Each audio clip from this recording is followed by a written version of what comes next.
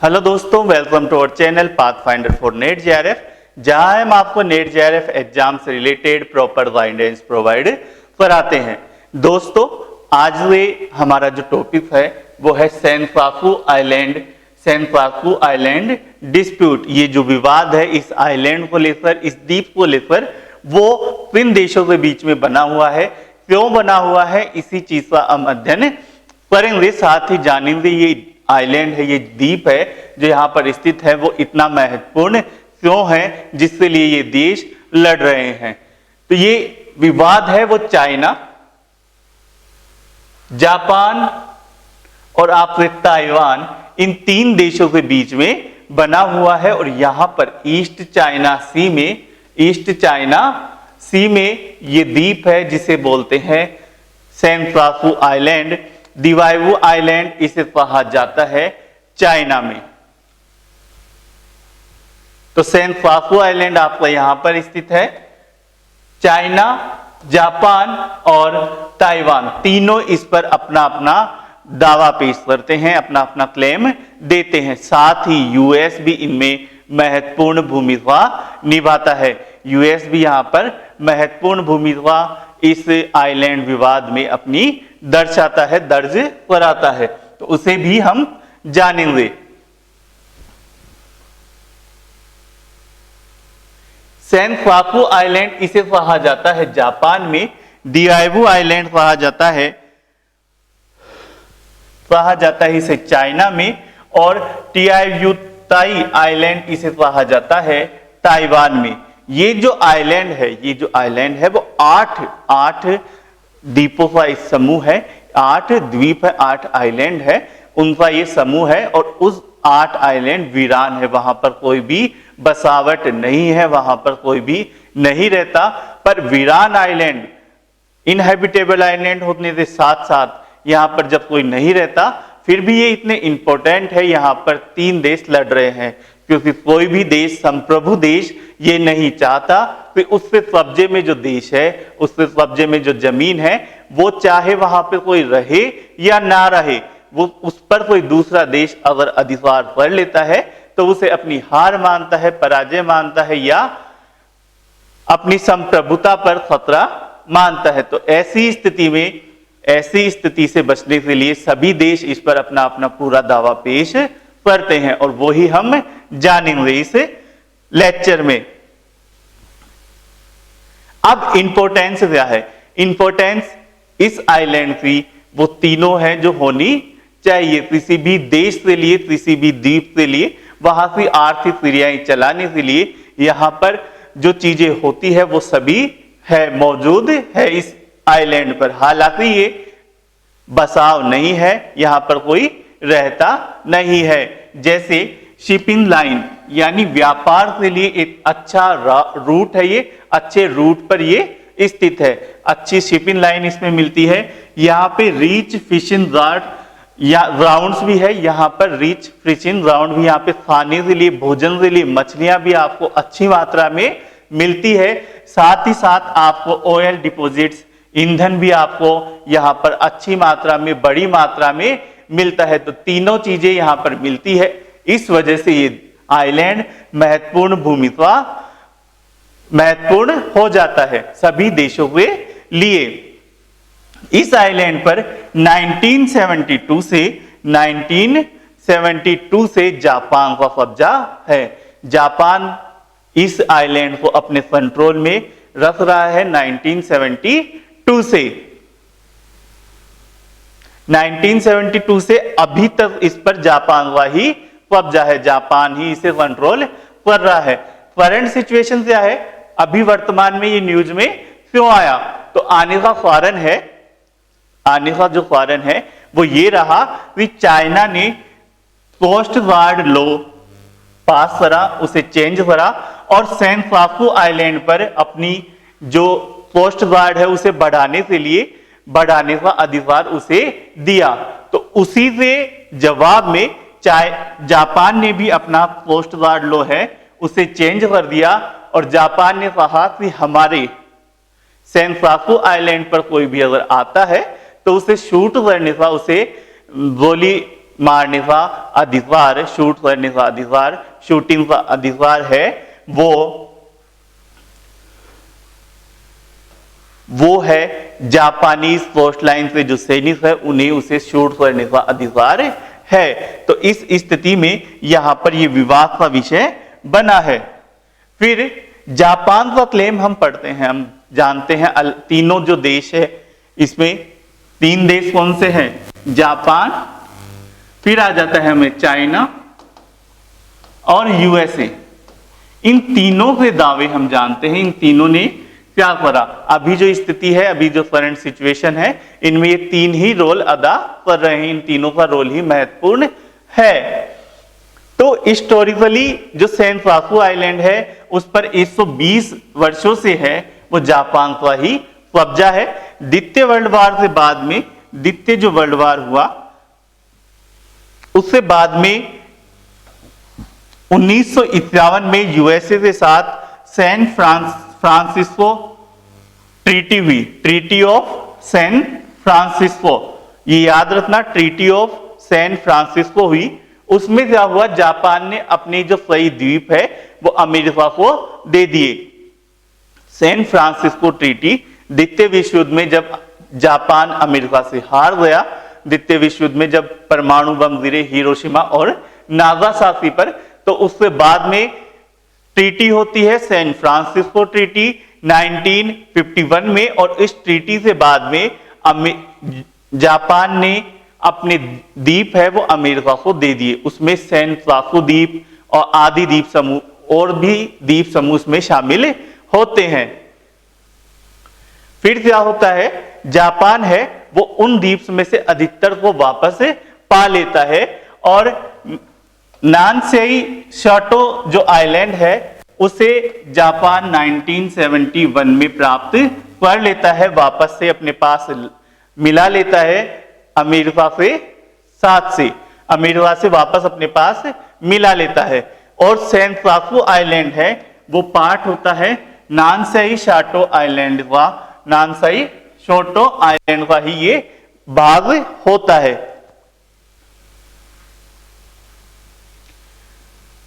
अब इसमें चाइना का क्या क्लेम रहता है, चाइना क्या बोलता है? चाइना बोलता है कि चाइना क्या है 1960 से पहले इस द्वीप समूह पर ध्यान ही नहीं देता है। इस द्वीप समूह पर चाइना 1960 से पहले ध्यान नहीं देता है। परंतु जब यहां पर 1969 में जब यहां पे ऑफशोर ऑयल डेवलपमेंट हुए, यहां पर आपको ऑयल से देश से प्राकृतिक भंडार मिले, तब चाइना ने इसमें इस द्वीप समूह में अपना इंटरेस्ट दिखाया, अपना इंटरेस्ट है, अपनी रुचि है वो इन द्वीप समूह में दिखाई। और 1979 में जब यहां पर बहुत ज्यादा मात्रा में हाइड्रोकार्बन मिले, बहुत ज्यादा मात्रा में हाइड्रोकार्बन मिले, तो चीन ने अपना दावा पेश कर दिया। और दावा चीन का हमेशा से यही रहता है कि प्राचीन समय में इस द्वीप समूह पर हमारा अधिकार था, प्राचीन समय पर इस भूमि पर हमारा अधिकार था। तो वो ही दावा यहां पर पेश करा है चाइना ने इस समूह के लिए भी। प्राचीन समय में these islands have been part of its territory since ancient time।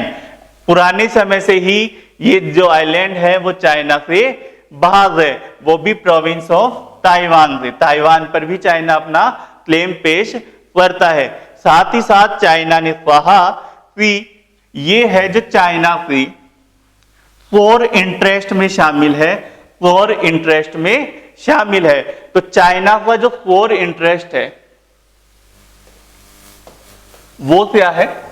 China जिस मुद्दे पर, जिस विवाद पर कोर इंटरेस्ट बताता है, जिसे अपने कोर इंटरेस्ट में शामिल करता है, उसमें वो किसी भी तरह का समझौता नहीं करता है। वो मान के चलता है कि उस चीज पर वो सही है और उस पर समझौता नहीं हो सकता। जैसे तिब्बत वाला विवाद, तिब्बत की भूमि है उसे वो अपनी ही मानता है। साथ ही साथ अनेक जो विवाद हो गए, जिनजियांग प्रांत का विवाद हो गया, इन सब चीजों को वो कोर इंटरेस्ट में रखता है, जिन्हें वो नहीं मानता कि उन पे कोई समझौता होना चाहिए। वो चाइना से ही पार्ट है और उनमें जो चाइना ने कहा है वो ही सही है। तो ये चाइना का कोर इंटरेस्ट में शामिल है। अब इसमें यूएस का क्या स्टैंड रहा है? यूएस का स्टैंड इनमें है कि 1969 में रिचर्ड निक्सन जब 37वें प्रेसिडेंट थे, रिचर्ड निक्सन जब 37वें प्रेसिडेंट थे अमेरिका से, तो उन्होंने कहा कि ये जो मुद्दा है, ये जो विवाद है, वो जापान, ताइवान और चाइना का मुद्दा है, जिसमें उन्हें तीनों को बैठकर इस मुद्दे को सुलझाना चाहिए। उन तीनों को इस मुद्दे को बैठकर आपस में सुलझाना चाहिए। ये जो चीज है, ये जो लाइन है, वो 1995 तक बनी रही। जब 1996 में बिल क्लिंटन आए अमेरिका से प्रेसिडेंट बनकर, बिल क्लिंटन जब अमेरिका से प्रेसिडेंट बनकर वापस अमेरिका से प्रेसिडेंट बनकर आए, तो उन्होंने कहा कि ये जो आइलैंड है, ये जो सेंकाकू आइलैंड है, वो Japan, US Japan security treaty से आर्टिकल 5 के अंदर कवर होता है। यूएस जापान सिक्योरिटी ट्रीटी से आर्टिकल 5 के अंदर ये है जो आइलैंड, सेंकाकू आइलैंड है, वो कवर होता है। और यूएस जापान सिक्योरिटी ट्रीटी है, वो क्या है? उस ट्रीटी में यह कहा गया है कि यूएस जापान की जो जितनी भी सिक्योरिटी है उसकी जिम्मेदारी यूएस की है, उसे संभालेगा कौन? अमेरिका।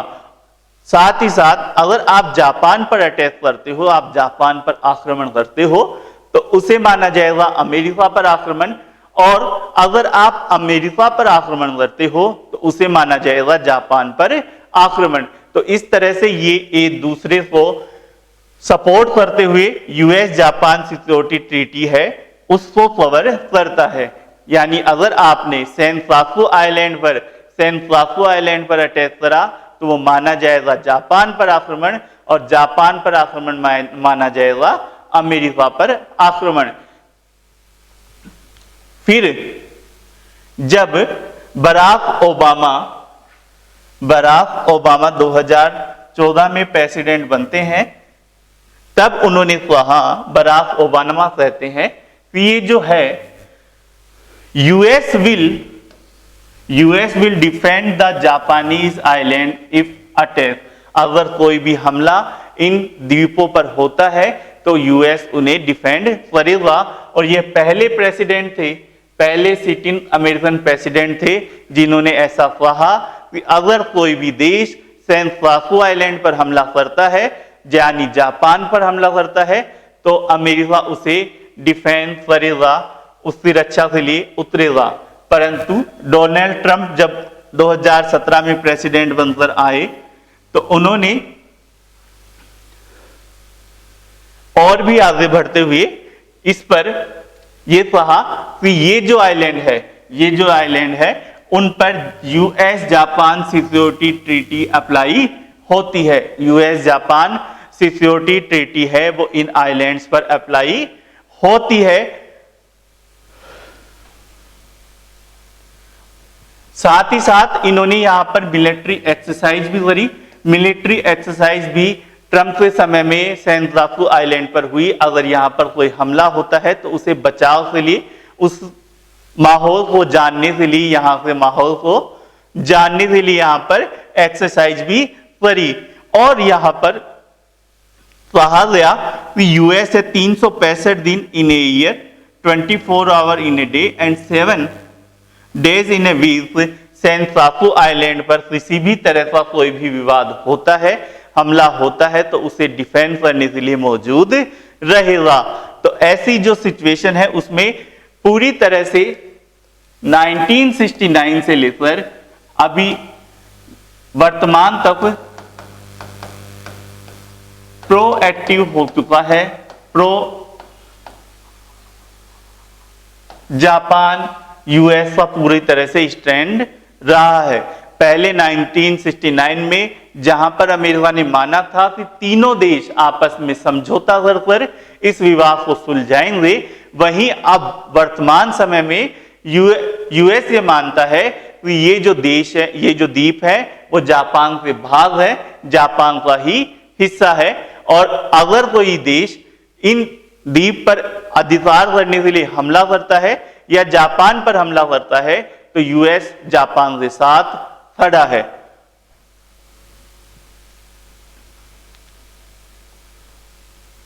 अब इश्यू इन साउथ चाइना सी और ईस्ट चाइना सी। ईस्ट चाइना सी और साउथ चाइना सी में बहुत सारे द्वीपों को लेकर विवाद है। आप जानते हो चाइना है, चाइना अपने आस पड़ोस से सभी देशों के साथ बाउंड्री डिस्प्यूट रखता है। आसपास से सभी जो उसके समुद्री पड़ोसी है उनके साथ द्वीपीय विवाद उसका रहता है। केवल एक रूस के साथ उसका विवाद नहीं है। 1969 में रूस के साथ लड़ाई हुई थी। उस वार में चाइना की हार हुई थी, चाइना लॉस। तो तब से ही चाइना ने ये सोचा कि अगर जैसे ये है पूरी बाउंड्री चाइना की, नॉर्थ में है रूस, अगर हमें इन दिशाओं में साउथ ईस्ट साउथ इन दिशाओं में विस्तार करना है, बढ़ना है, जापान, भूटान, नेपाल, चीन, वो भारत, बांग्लादेश, ताइवान, मलेशिया, इन सब देशों को इधर अपना विस्तार करना है, तो इस साइड नॉर्थ यानी रूस की तरफ से बाउंड्री डिस्प्यूट नहीं होना चाहिए। तो इस 1969 से बाद से ही जो चीन है वो इधर अपना बाउंड्री डिस्प्यूट नहीं रखता है, कोई भी विवाद नहीं रखता है, इधर रूस से सीमा मिलती है इसलिए। और इधर कंटिन्यूअसली इस साइड में इन दिशाओं में वो निरंतर अपना बाउंड्री विवाद, अपनी सीमाएं बढ़ाता रहता है, दावा पेश करता रहता है। तो इसी को लेकर ईस्ट चाइना सी और नॉर्थ चाइना सी, साउथ चाइना सी में विवाद क्यों रहता है? क्योंकि यहां पे दो एशियन जायंट्स यानी जापान और चाइना दोनों मौजूद रहते हैं, इसलिए विवाद तो होना ही है। दो बड़े आदमी रहेंगे तो विवाद होगा।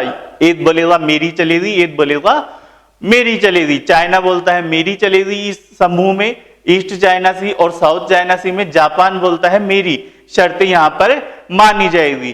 तो यहां पर हमेशा विवाद रहता है। साथ ही यूएस मिलिट्री सपोर्ट है जापान को। चाइना है, चाइना और यूएस में अभी राइवलरी चल रही है, एक दूसरे को से आगे निकलने की होड़ चल रही है। और ऐसी स्थिति में जब यूएस है वो जापान को सपोर्ट कर रहा है, यूएस जापान को सपोर्ट कर रहा है, तब चीन की और जापान की बनना थोड़ा मुश्किल दिख रही है। इस वजह से भी यहां पर हमेशा विवाद बना रहता है। साथ ही साथ कोरोना के काल में जो कोविड काल चल रहा है, उसमें एक नया अलायंस देखने को मिला है, क्वाड नया अलायंस देखने को मिला है हमें, जिसमें यूएस, जापान, ऑस्ट्रेलिया और इंडिया शामिल है। यूएस, जापान, ऑस्ट्रेलिया और इंडिया शामिल है। और इस समूह के द्वारा यहां पर एक्सरसाइज भी करी जा रही है। तो उसे देखते हुए भी चाइना इन देशों पर, जापान पर भड़का हुआ है। फिर चाइना है वो अपना बेल्ट एंड रोड इनिशिएटिव